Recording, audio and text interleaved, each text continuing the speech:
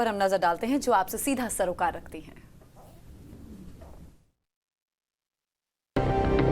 Tax payers को राहत देते हुए central board of direct tax ने इनकम टैक्स रिटर्न दाखिल करने की लास्ट डेट एक बार फिर बढ़ा दी है। इससे टैक्स पेयर्स को असेसमेंट ईयर 2021-22 के लिए अपना ITR भरने के लिए और समय मिल जाएगा। आयकर विभाग ने ट्वीट करके जानकारी दी कि ITR और अलग अलग तरह की ऑडिट रिपोर्ट्स दाखिल करने की आखिरी तारीख बढ़ा दी गई है। ITR दाखिल करने की अब आखिरी तारीख 31 दिसंबर 2021 होगी। अभी तक ये 30 सितंबर 2021 थी। इसी तरह इनकम टैक्स कानून के किसी प्रावधान के तहत जमा की जाने वाली ऑडिट रिपोर्ट को पहले 31 अक्टूबर तक बढ़ा दिया गया था। अब इसकी लास्ट डेट बढ़ाकर 15 जनवरी 2022 कर दी गई है। इसी तरह कुछ प्रावधानों के लिए लास्ट डेट को 28 फरवरी से 31 मार्च 2022 तक बढ़ाया गया है। इनकम टैक्स रिटर्न और ऑडिट रिपोर्ट दाखिल करने में टैक्स पेयर्स को आ रही परेशानियों को देखते हुए आयकर विभाग ने ये फैसला लिया है। इनकम टैक्स विभाग ने इस साल 7 जून को अपने नए पोर्टल की शुरुआत की थी। तब से इस पर लगातार दिक्कतें बनी हुई हैं। नए पोर्टल पर आ रही दिक्कतों को लेकर वित्त मंत्री निर्मला सीतारमण इसे संभालने वाली कंपनी इन्फोसिस पर कई बार नाराजगी भी जाहिर कर चुकी हैं। इसी के चलते इनकम टैक्स रिटर्न फाइल करने की आखिरी तारीख को पहले भी बढ़ाकर 30 सितंबर 2021 किया गया था। अगर आप बिहार के रहने वाले हैं और ट्रेन से अपने घर जाने की सोच रहे हैं तो ये खबर आपके काम की है। बिहार के कई इलाके बाढ़ प्रभावित हैं। इसका असर रेलवे पर भी पड़ा है, जिसके कारण कई ट्रेनों को रद्द करना पड़ा। भारतीय रेलवे ने जानकारी दी है कि बिहार से चलने वाली और बिहार से होकर गुजरने वाली 4 ट्रेनों को रद्द किया गया है, जबकि 20 ट्रेनों के रूट में बदलाव किया गया है। जिन स्पेशल ट्रेन को रद्द किया गया है उनमें शामिल है Sonpur Katihar special train, Samastipur Katihar special train, Katihar Samastipur special, Katihar Sonpur special.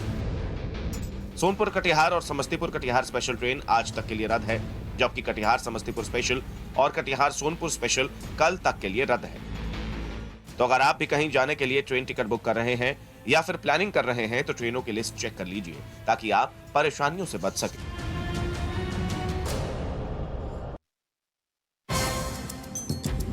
अगर आपको बैंक से जुड़ा कोई काम है तो पहले ये खबर जरूर देख लें। देश के अलग अलग हिस्सों में आज, कल और रविवार को बैंक की छुट्टी रहेगी। इन सभी शहरों में रहने वाले लोगों को बैंक के कामों को सोमवार तक के लिए टालना पड़ेगा। आज गणेश चतुर्थी की छुट्टी रहेगी। आज चेन्नई, हैदराबाद, मुंबई, नागपुर, पणजी, अहमदाबाद और भुवनेश्वर में बैंकों की छुट्टी रहेगी। इसके साथ ही गणेश चतुर्थी के दूसरे दिन पणजी में छुट्टी रहेगी। कल हफ्ते का दूसरा शनिवार होने की वजह से देश के सभी बैंक बंद रहेंगे। रविवार यानी 12 सितंबर 2021 को भी छुट्टी रहेगी। गौरतलब है कि सितंबर के महीने में यह लगातार सबसे लंबी छुट्टी है। इससे पहले गुरुवार का दिन जोड़ लें तो लगातार 4 दिन बैंकों की छुट्टी रहेगी। कल हरतिलक तीज को लेकर बैंकों की छुट्टी थी। इसके अलावा सितंबर 25 को चौथे शनिवार की छुट्टी रहेगी और 19 सितंबर और 26 सितंबर को रविवार की छुट्टी रहेगी।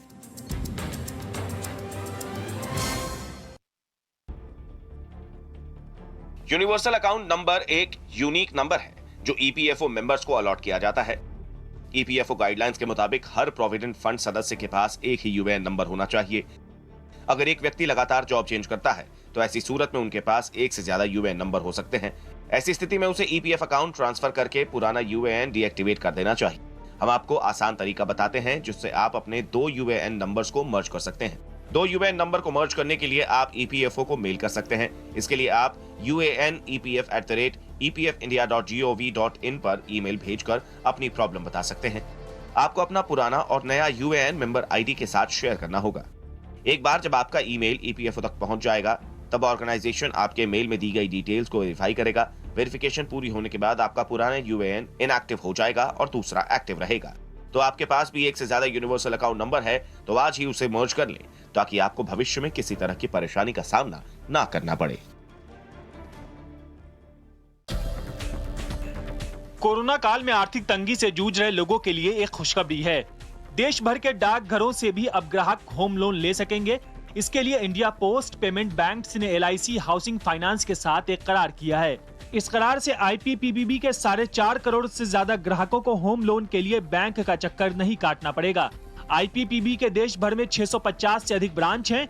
इस करार के बाद अब ग्राहक देश भर में 1,36,000 बैंकिंग एक्सेस पॉइंट से होम लोन ले सकते हैं।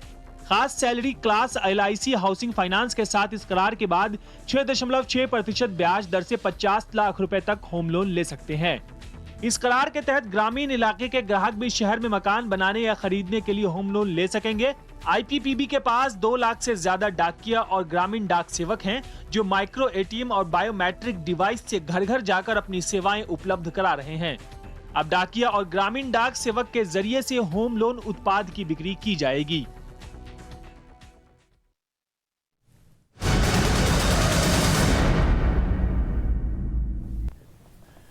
और अब बड़ी खबर आपको देते हैं। केंद्रीय गृह मंत्री अमित शाह ने जम्मू कश्मीर की सुरक्षा को लेकर एक हाई लेवल मीटिंग की है। इस बैठक में अजीत डोभाल और आर्मी चीफ भी मौजूद थे। करीब 2 घंटे ये बैठक चली है। आईबी चीफ, रॉ के प्रमुख, पीएसएफ के डीजी और गृह सचिव भी इस बैठक का हिस्सा थे, मौजूद थे। पीटीआई ने आधिकारिक सूत्रों के हवाले से ये जानकारी दी है कि गृह मंत्री ने जम्मू कश्मीर में सुरक्षा स्थिति और सीमा पार से घुसपैठ रोकने, केंद्र शासित प्रदेश में शांति बरकरार रखने के लिए उठाए जा रहे कदमों की समीक्षा की है। तो जम्मू कश्मीर पर बहुत महत्वपूर्ण बैठक, सुरक्षा के लिहाज से बहुत महत्वपूर्ण बैठक। एनएसए, सेना के प्रमुख, आईबी चीफ, रॉ के प्रमुख, बीएसएफ के डीजी इस बैठक में मौजूद रहे और इसमें कश्मीर की सुरक्षा के लिए, खासतौर पर अफगानिस्तान में तालिबान के कब्जे के बाद किस तरह से सुरक्षा व्यवस्था बढ़ाई जाए, उस पर चिंतन मंथन हुआ है। और आज पश्चिम बंगाल पर भी सबकी नजर रहने वाली है, क्योंकि आज भवानीपुर से नामांकन दाखिल करेंगी ममता बनर्जी। दोपहर 12 बजे ममता बनर्जी पर्चा भरने वाली हैं।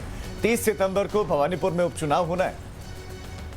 ममता बनर्जी भवानीपुर सीट से प्रत्याशी हैं, तो 30 सितंबर को भवानीपुर में उपचुनाव होना है। भवानीपुर सीट से बाई इलेक्शन होगा। ममता बनर्जी आज नामांकन दाखिल करेंगी। श्रेयसी हमें और जानकारी देंगी। श्रेयसी, कौन कौन ममता बनर्जी के साथ इस नामांकन के दरमियान मौजूद रहने वाला है और 12 बजे का समय बताया जा रहा है जब नामांकन दाखिल करने के लिए वो निकलेंगे?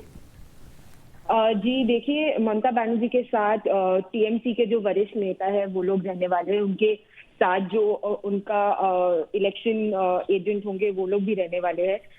इसके अलावा ये बहुत ही एक महत्वपूर्ण नॉमिनेशन होगा चीफ मिनिस्टर ममता बनर्जी के लिए, क्योंकि इसके पहले वो नंदीग्राम की जो इलेक्शन थी वो शुभेंदु अधिकारी से हार चुकी थी और 6 महीने के अंदर उनको एक और सीट से जीतकर अपनी जो सीएम चेयर है वो रखने के लिए उनको जीत के आना पड़ेगा। हाल ही में सीपीआईएम ने उनका कैंडिडेट भी भवानीपुर के लिए डिक्लेयर कर दिया है। अभी पूरी नजर है आज जब ममता बनर्जी अपनी नॉमिनेशन फाइल करने आएंगी। बिल्कुल, सभी की निगाह में शेरसी, क्या ये सामान्य रहेगा कि जाएंगे और पर्चा दाखिल करेंगी या फिर शक्ति प्रदर्शन भी हो सकता है इस दरमियान? देखिए, कोविड की जो प्रोटोकॉल है वो लागू किया गया है पश्चिम बंगाल की हर डिस्ट्रिक्ट में।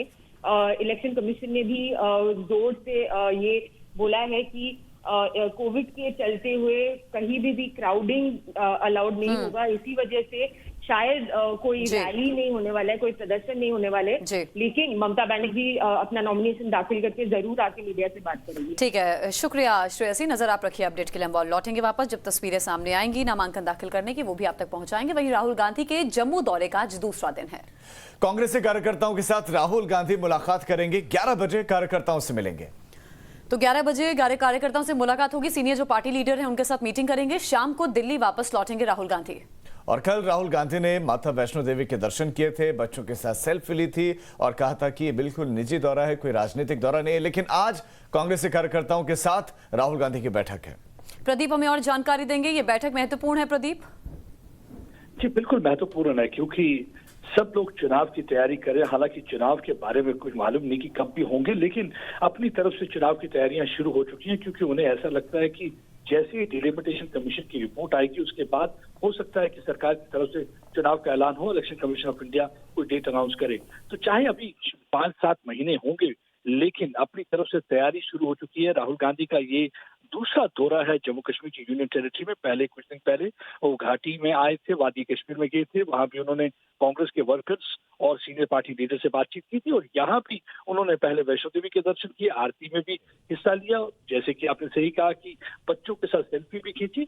और जब हमने उनसे सवाल पूछा तो उन्होंने कहा कि ये सियासी दौरा नहीं है, क्योंकि मैं यहाँ पे दर्शन के लिए आया हूँ, तो मैं कोई भी सियासत की बात नहीं करूंगा। हाँ, आज हो सकता है कि वो कुछ इन सब चीजों के विषय, यानी कि कल तो बात नहीं की सियासत की, लेकिन आज उम्मीद है। बहुत शुक्रिया आपका इस तमाम जानकारी के लिए प्रदीप। अब आगे बढ़ते हैं। Afghanistan T20 world cup team का ऐलान कर दिया गया है और राशिद खान को अफगान टीम का कप्तान बनाया गया है, लेकिन नाम का ऐलान होते ही राशिद खान ने कप्तानी छोड़ दी है।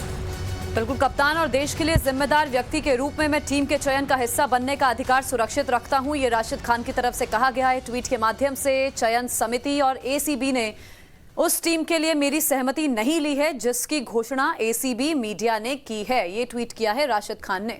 जी, अफगानिस्तान के टीम के कैप्टन हैं राशिद खान। उन्होंने लिखा कि मैं अफगानिस्तान T20 टीम के कप्तान के रूप में भूमिका से हटने का फैसला तुरंत प्रभावी कर रहा हूं। अफगानिस्तान के लिए खेलना मेरे लिए हमेशा गर्व की बात है। तो जो ट्वीट किया है राशिद खान ने, अफगान क्रिकेटर हैं, उनका ट्वीट हम आपको दिखा रहे हैं। कप्तान और देश के लिए जिम्मेदार व्यक्ति के रूप में मैं टीम के चयन का हिस्सा बनने का अधिकार सुरक्षित रखता हूं। चयन समिति और एसीबी ने जो डिसीजन लिया है, इससे जुड़ा ट्वीट किया गया राशिद खान की तरफ से। राशिद खान और मुजीब, ये दोनों के दोनों बैकबोन और पिलर माने जाते हैं अफगानिस्तानी क्रिकेट के, और एक नया मुकाम अफगानिस्तानी क्रिकेट ने हासिल किया राशिद खान के बलबूते।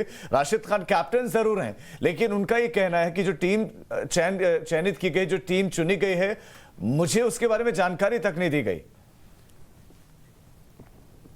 प्रधानमंत्री मोदी की अगुवाई में ब्रिक्स सम्मेलन कल हुआ, जिसमें रूस के राष्ट्रपति व्लादिमीर पुतिन समेत शी जिनपिंग भी मौजूद रहे। यहां पर पुतिन ने अफगानिस्तान का मुद्दा उठाया। प्रधानमंत्री नरेंद्र मोदी ने सम्मेलन में कहा कि गर्व करने के लिए बहुत कुछ, लेकिन आत्मसंतुष्ट नहीं हो सकते। बिल्कुल, अफगानिस्तान में जिस तरह का संकट इस समय बरकरार है, कोरोना की महामारी को लेकर आपसी सहयोग समन्वय बढ़ाना हो, इसको लेकर चर्चा हुई इस 13वें ब्रिक्स समिट में। और रूस की तरफ से कहा गया है कि अफगानिस्तान में जो कुछ हुआ है उसके पीछे अमेरिका जिम्मेदार है, एकदम से अपनी फोर्स को हटा लेना। वहीं प्रधानमंत्री मोदी की तरफ से कहा गया कि देखिए, ये मसला अब आतंकवाद की ओर बढ़ता दिख रहा है, तो हमें सबको कंधे से कंधा मिलाना होगा, किसी पे आरोप प्रत्यारोप करके आगे नहीं बढ़ना है। बिल्कुल, पुतिन ने इसमें क्या क्या कहा कि अमेरिका ने जब से अफगानिस्तान छोड़ा तो नई चुनौतियां पैदा हो गई हैं। अफगानिस्तान पड़ोसी देशों के लिए खतरा नहीं बनना चाहिए, पुतिन का ये बड़ा पॉइंट। अफगानिस्तान की जमीन आतंकवाद के लिए इस्तेमाल ना हो, हमें इस चीज का ध्यान रखना है। अफगानिस्तान की जमीन ड्रग्स तस्करी के सोर्स के तौर पर ना बने। पुतिन ने क्या कहा अफगानिस्तान पर, उनकी स्टेटमेंट्स हम आपको इस समय ग्राफिक्स के माध्यम से बता रहे हैं। बिल्कुल, ये उनके जो है पॉइंट्स हैं, जो उन्होंने बड़ी बड़ी बातें कही हैं, जो उनके पॉइंट्स रहे हैं कि अफगानिस्तान की सरजमी का इस्तेमाल आतंक के लिए नहीं होना चाहिए, पड़ोसी देशों के खिलाफ आतंक फैलाने के लिए नहीं होना चाहिए। बिल्कुल सीधी बात व्लादिमीर पुतिन ने कही है। प्रधानमंत्री नरेंद्र मोदी ने सबसे पहले अपना संबोधन शुरू किया था। हमारे पास बहुत कुछ है, मगर यह भी महत्वपूर्ण है कि हम आत्मसंतुष्ट न हो, और हमें यह सुनिश्चित करना है कि ब्रिक्स अगले 15 वर्षों में और परिणामदायी हो।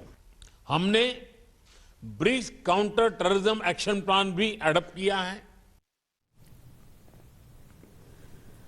शराब का नशा क्या क्या करवा देता है, इसकी तस्दीक तस्वीरों के माध्यम से होने जा रही है। नशे में मदमस्त ये लड़की बीच सड़क पर बवाल काटती रही और इसे अंदाजा तक नहीं था कि ये आखिर कर क्या रही है। मामला ये मध्य प्रदेश के ग्वालियर का है, जहां नशे में धुत ये लड़की एक फौजी की कार पर टिककर फोन पर बातचीत कर रही है। फौजी ने इन्हें हटने के लिए जतन कर लिया, लेकिन नशे में मैडम ने खुद को न जाने क्या समझ लिया और अपनी हील से गाड़ी पर ही लताड़ लगा दी। और इतना ही नहीं, मैडम ने फौजी को धक्का तक मार दिया। नशे में धुत इस लड़की ने कार की हेडलाइट तक तोड़ डाली। ये देखकर सेना का जवान उसे समझाने आया, लेकिन लड़की चिल्लाते हुए जवान से ही जकड़ने लगी और इस दौरान इसने जवान को धक्का तक मारा।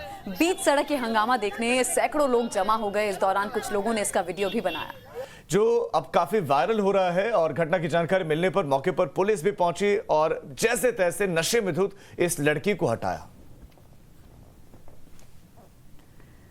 और इसी के साथ ही इस बुलेटिन में बस इतना ही। फौरन लौट रहे हैं।